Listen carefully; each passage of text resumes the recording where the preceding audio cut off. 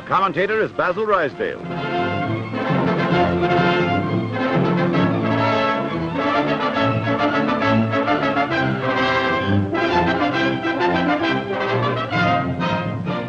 Now it can be told.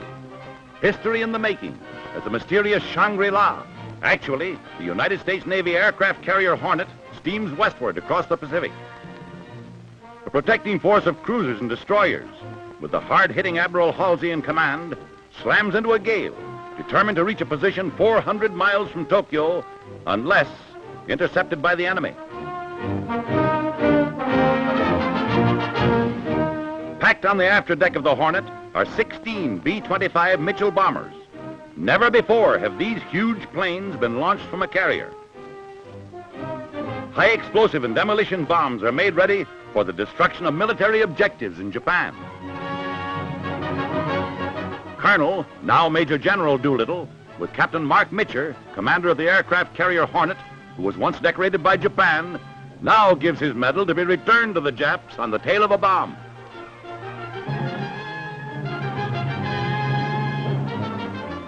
Not until they are miles at sea do these men know definitely the mission for which they have volunteered. Now their thoughts go back to their months of careful preparation, clothed in the greatest secrecy. Only Colonel Doolittle knew that Japan was to be their target.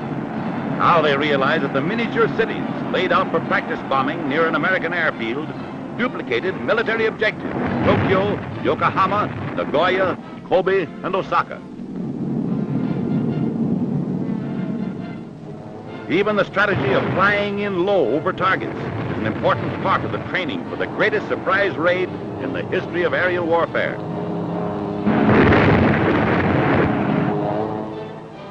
Not even certain they can take off successfully from a carrier that was never designed for launching Army bombing planes. Closer and closer they approach enemy-controlled waters and the danger of discovery. Jimmy Doolittle and Captain Mitcher discuss every detail of the carrier takeoff. Suddenly, a strange vessel is sighted. It's a Jap patrol boat, and the task force intends to destroy it before a warning can be radioed to Japan.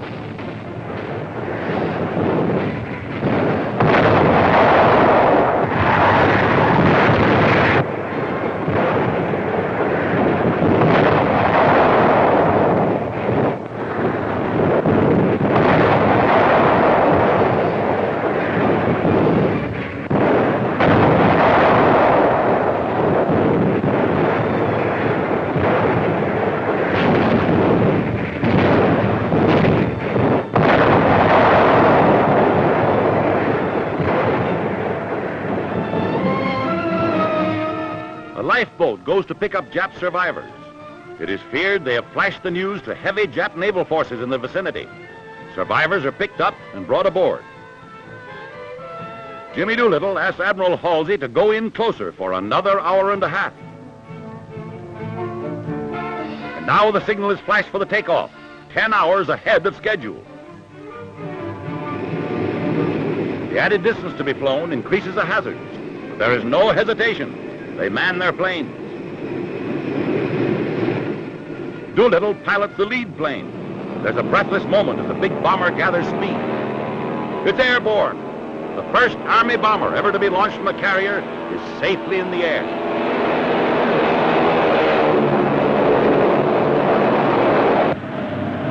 Now they know it can be done, and they time their takeoff with the upsurge of the bow of the carrier in the heavy seas.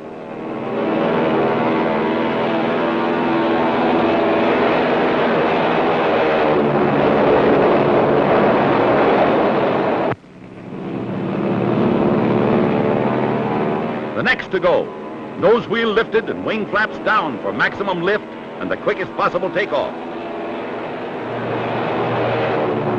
Another B-25 to join the formation circling over the task force until all the 16 planes can get into the air. Tokyo ahead. Here is America's answer to treachery.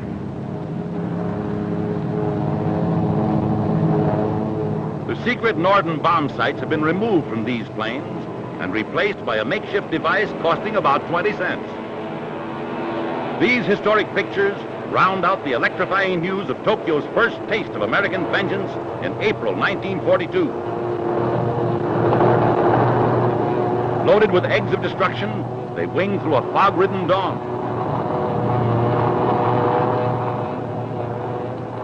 One of the last planes to go almost meets disaster on the takeoff from the rolling and pitching deck of the carrier.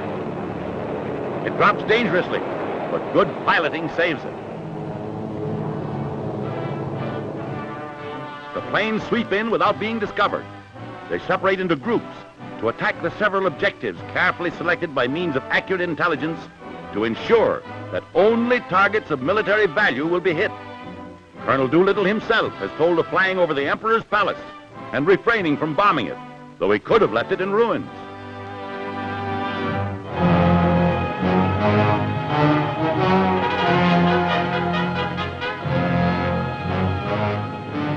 Here are the last pictures to come out of Tokyo before Pearl Harbor.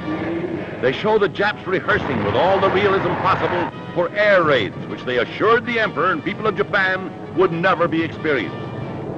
The defense system, as they practice it here, proves disorganized and panic-stricken when Doolittle and his men catch them flat-footed.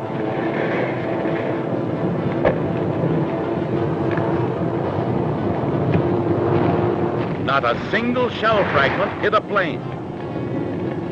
The loss of face by Tokyo may well have driven the Japs into the disastrous Midway expedition and its staggering losses of ships and men.